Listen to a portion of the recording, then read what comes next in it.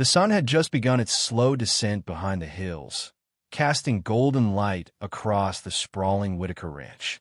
For Clara, it felt as though time itself had stopped since Jonah spoke those words, words that had unsettled and lifted her heart all at once. "Will you be the mother my daughters need?" That question echoed in her chest even as Jonah's eldest, Anna, guided her timidly into the big ranch house, her little sister Maggie clutching at her hand. The house smelled faintly of pine wood and soap, but beneath it lingered something else, a sadness woven into the very walls. Pictures hung in the sitting room, a smiling woman with golden hair, her arms wrapped lovingly around the two girls when they were babies. Their late mother, Eliza. Clara's throat tightened at the sight. Anna, trying to sound grown despite her small frame, whispered, "Papa says supper will be soon. You can sit by us if you like." Clara knelt to the girl's height and smiled, though her nerves fluttered like restless birds. "I'd like that very much."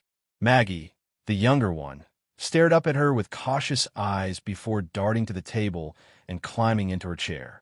It struck Clara then, the loneliness of children forced to grow too quickly. She had seen it before, in the eyes of her brothers when their mother lay sick. She swallowed hard, promising herself she would not let these girls feel that same emptiness if she could help it. Dinner at the Whitakers. When Jonah entered, his presence filled the room. He carried a tray himself, setting down bowls of stew and a plate of fresh cornbread. Clara blinked. A wealthy rancher could have ordered any hand to serve, yet here he was, moving with quiet efficiency. They sat. The girls bowed their heads as Jonah muttered a simple grace. Clara joined, her whisper to men barely audible. The first spoonful of stew nearly brought tears to her eyes. It was warm, thick with potatoes and beef, and though simple, it tasted like a feast after days of hunger.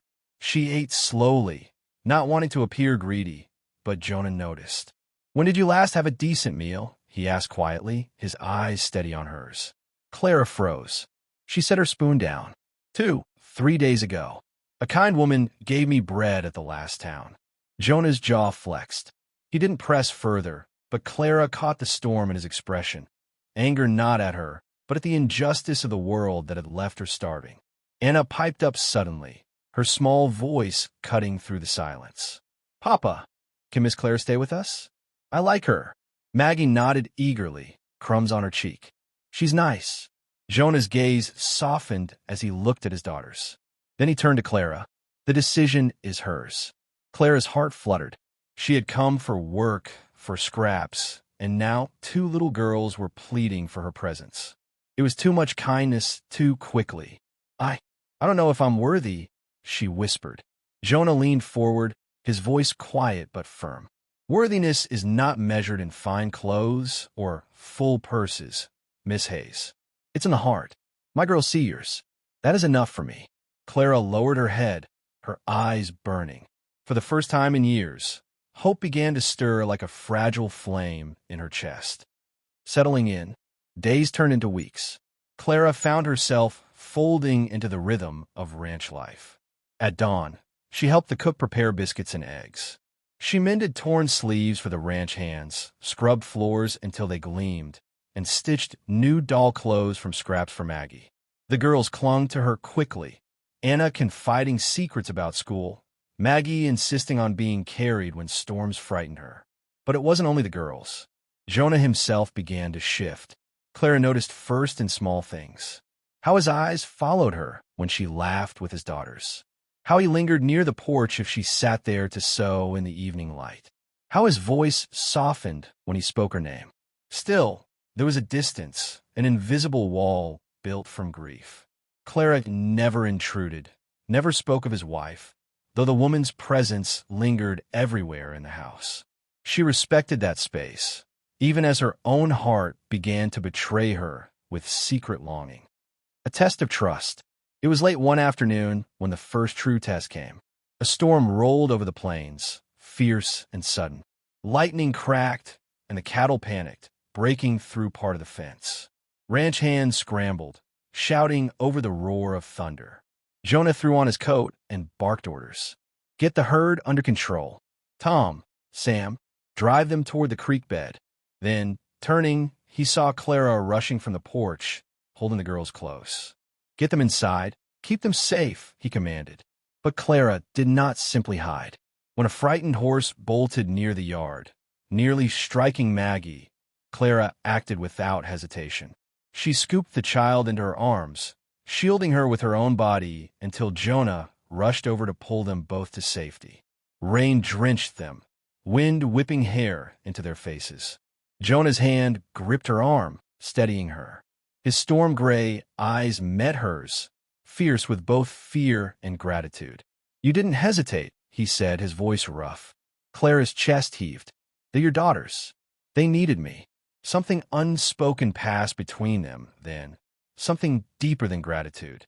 For the first time, Jonah saw not just a beggar girl seeking work, but a woman of courage, strength, and love. The night that changed everything. Later that night, when the storm finally eased, the ranch house glowed with lamplight. Clara dried the girl's hair by the fire, humming a lullaby her mother once sang.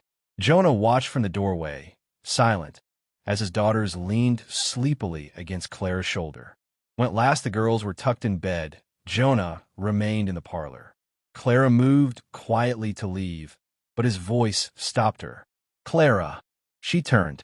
He stepped closer, the firelight casting shadows across his face. 3 years I've lived without Eliza. I thought my heart had turned to stone. I thought my girls would never laugh freely again. But you," his voice caught rare vulnerability breaking through. "You've given them back their smiles. You've given me something I thought was gone." Clara's breath caught. "Jonah."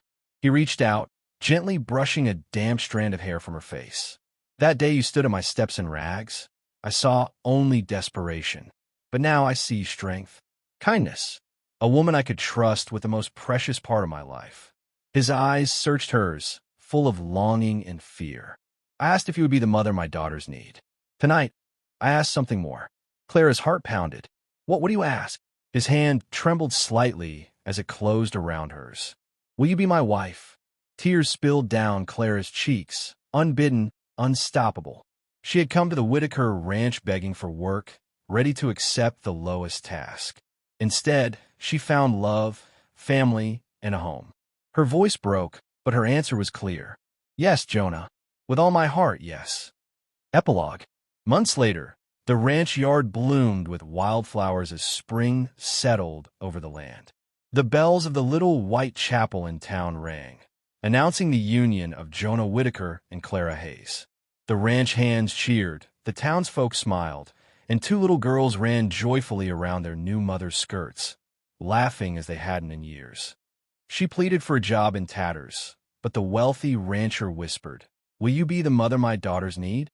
The wind howled across the endless plains, tugging at the girl's thin shawl, as though even nature wanted to strip her of the last thread of dignity she clung to. Dust rose with every step, coating her worn shoes and the hem of her faded dress. The fabric, once blue, now looked gray with age and use, torn in more places than she could count. Her stomach ached from hunger, but it was not the hollow pain of a single missed meal. It was the gnawing, desperate ache of days without proper food. Her name was Clara Hayes, though to the world she was nothing more than another forgotten soul left adrift after tragedy. She had once been the daughter of a small-town seamstress and a mill worker, but her father had been claimed by an accident at the lumber mill, and her mother had wasted away with fever in the harsh winter that followed. Since then, Clara had wandered from one doorstep to another, offering sewing, washing, even field labor if it meant a chance at earning a few coins for bread. Most turned her away, some with pity, others with disdain. Now, after 2 days of walking under a punishing sun, she found herself at the edge of the Whitaker Ranch, a place whispered about in every town she passed. It was the largest spread in 3 counties, thousands of acres of golden pasture, horses that seemed born of fire and wind, and cattle worth more than she could fathom. But wealth could not soften the rumors that swirled around its master. Jonah Whitaker, they said, was a man marked by sorrow. A widower still in his 30s, raising 2 young daughters alone after his beloved wife, Eliza, had passed 3 winters ago. He was known for his strength, his discipline, and the hard line of his jaw that made even hired men stand straighter. But what stuck most in Clara's ears was the phrase women whispered with a mix of envy and fear. Jonah Whitaker doesn't smile anymore. Clara hesitated at the wrought iron gate that bore the Whitaker name. Her reflection, caught in the metal, made her heart ache. Hair unkempt, face thin, hands rough and calloused, she looked nothing like the fine ladies who might belong in a place like this. She swallowed hard, clutching the frayed edges of her shawl tighter. Still, what choice did she have? If she turned back, there would be no supper tonight, no hope tomorrow. Her lips formed the prayer she had whispered each night since she was left alone. Lord, give me just one chance. The ranch yard bustled with activity. Men loaded hay onto wagons, horses stamped and snorted, and a loyal shepherd dog barked as Clara approached timidly. Her presence drew eyes, ranch hands pausing mid-task, their gazes flickering from her worn shoes to her hollow cheeks. A murmur rose among them, pity mingled with curiosity. Then he appeared. Jonah Whitaker stood tall on the porch of the main house, broad-shouldered, his shirt sleeves rolled to the elbows. The sun carved his features into shadow and light, revealing sharp cheekbones, a strong nose, and eyes the color of storm clouds. His dark hair was slightly unkempt, as though he had run impatient fingers through it. He carried no weapon, yet Clara felt as though his gaze pierced through every layer she wore, stripping away pretense until only truth remained. Her knees trembled. She wanted to run, but instead, she forced herself forward until she stood at the base of the steps.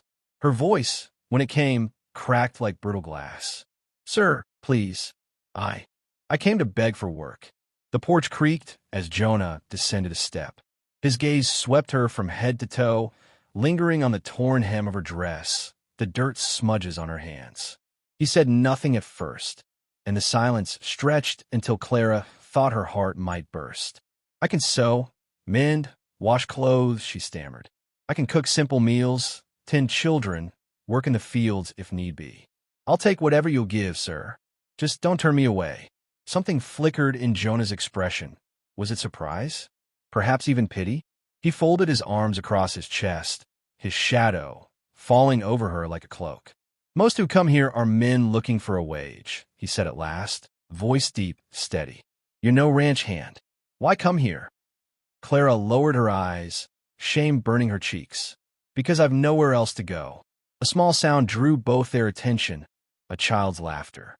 From the open doorway of the house, 2 little girls peeked out. The elder, no more than 8, clutched her sister's hand. Both wore simple calico dresses and had the same storm-gray eyes as their father. The younger one, perhaps 5, hid shyly behind her sister, her golden curls tumbling over her shoulder. Jonah glanced back at them, his sternness softening for the briefest moment. Then he turned again to Clara, studying her as though weighing an unseen scale. "You say you can tend children," he said quietly. "Is that truth or just desperation talking?" Clara's throat tightened. "Truth, sir. I helped raise my younger brothers before they were taken by fever. I know what it is to soothe a child's cry, to patch their clothes, to make do with little and still give love." Her voice broke on the last word. The silence was broken only by the distant low of cattle. Jonah's jaw tightened, his eyes unreadable. He took a step closer, and Clara's breath caught. When he finally spoke, it was not what she expected. His voice dropped low, almost a whisper, as though the words themselves cost him more than coin. "Will you be the mother my daughters need?" Clara's eyes flew wide. Heat flooded her face, her hands trembling at her sides. "Sir, I don't." Jonah raised a hand, not in command, but in something closer to weariness. "I did not speak lightly. My girls need more than food or a roof. They need gentleness, guidance, comfort. I've tried to give it, but I am only one man." He glanced back at the doorway, where the 2 girls still lingered, watching with wide eyes. "They need a woman's hand, a mother's hand." Clara's heart pounded so loudly she thought it might burst free of her chest. Was this man offering what exactly? A position? A marriage? Or simply a place in his household, if she could be what his daughters longed for. Her lips parted, but no sound came. She stood trembling in her ragged shawl, caught between fear and hope. For the first time since she arrived, Jonah's gaze softened, though the weight of sorrow still lingered there. "You came here asking for work," he said. "I offer you something greater, but only if your heart is true." The ranch yard was silent now, all eyes on the ragged girl and the wealthy rancher whose life seemed carved in stone. Clara clutched her shawl tighter, tears threatening. For years, she had been nothing but a beggar. For the first time, someone asked her not for labor, but for love. And in that moment, Clara knew her life was about to change forever.